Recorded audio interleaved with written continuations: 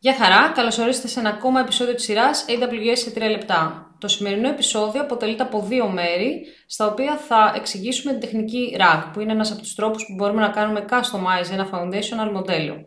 Άρα, στο πρώτο μέρος θα εξηγήσουμε τι είναι αυτή η τεχνική και ποιες ανάγκες καλύπτει, και στο δεύτερο μέρος θα δούμε ένα demo στην κονσόλα της AWS για το πώς να υλοποιήσουμε τη RAG τεχνική μέσα από τις υπηρεσίες της AWS.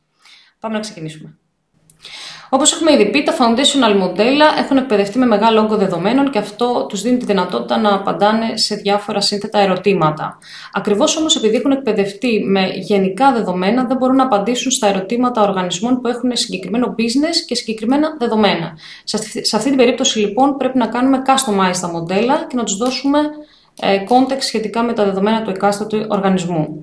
Υπάρχουν διάφορες τεχνικές να το πετύχουμε αυτό. Η πιο απλή και λιγότερο κοστοβόρα είναι το prompt engineering. Άρα, λοιπόν, δίνοντας το prompt στο μοντέλο τις κατάλληλες οδηγίες, τα κατάλληλα δεδομένα και παραδείγματα, μπορούμε να το κατευθύνουμε προς την πιο σωστή απάντηση. Ωστόσο, οι οργανισμοί συνήθως έχουν τεράστιο όγκο δεδομένων και αυτή η πληροφορία δεν χωράει στο prompt. Άρα, λοιπόν, σε αυτή την περίπτωση θα πάμε στη τεχνική RAG, που μας επιτρέπει σε πραγματικό χρόνο να τροφοδοτούμε το μοντέλο με πληροφορία σχετική του οργανισμού μας. Υπάρχουν άλλες δύο τεχνικές, όπως βλέπουμε εδώ, είναι το fine tuning και το continuous pre-training. Σε αυτή την περίπτωση επαναεκπαιδεύουμε τα μοντέλα με δεδομένα του οργανισμού μας. Αυτές οι δύο τεχνικές είναι οι πιο σύνθετες και οι πιο κοστοβόρες. Άρα, λοιπόν, ας δούμε πώς είναι χωρίς RAG.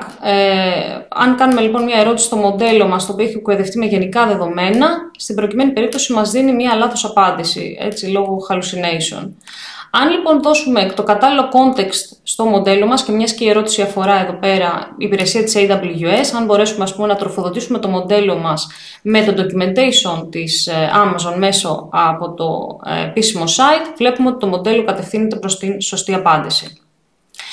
Πριν εξηγήσουμε ακριβώς τι κάνει το RAG, ας εισάγουμε μία έννοια, το embedding. Το embedding, λοιπόν, είναι μια αριθμητική αναπαράσταση κειμένου, αυτό που λέμε διάνυσμα, και πιάνει την έννοια της λέξης αλλά και τις σχέσεις μεταξύ των λέξεων.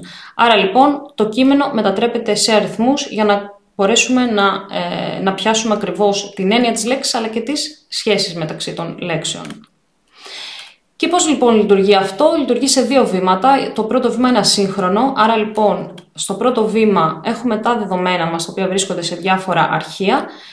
Μέσω ενός embedding LLM μπορούμε, λοιπόν, να μετατρέψουμε την πληροφορία από τα αρχεία σε διανύσματα, σε embeddings, και να τα τοποθετήσουμε μέσα στη vector βάση. Όταν, λοιπόν, ο χρήστης κάνει μια ερώτηση στο prompt, αυτό θα μετατραπεί επίσης σε embedding, θα γίνει σχετική αναζήτηση μέσα στη vector βάση, θα βρεθεί το πιο σχετικό ματσάρισμα και αυτό θα επιστραφεί στο prompt, το οποίο και θα επαυξήσει.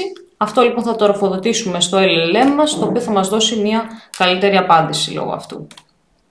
Ακριβώς επειδή η RAG τεχνική είναι μια σύνθετη τεχνική, τα knowledge bases του Amazon Bedrock έρχονται να μας βοηθήσουν, δίνοντάς μας μια managed εμπειρία αυτής της τεχνικής. Άρα, λοιπόν, μπορούν με εύκολο και ασφαλή τρόπο να συνδέσουν τα foundational μοντέλα με τις πηγές δεδομένων μας.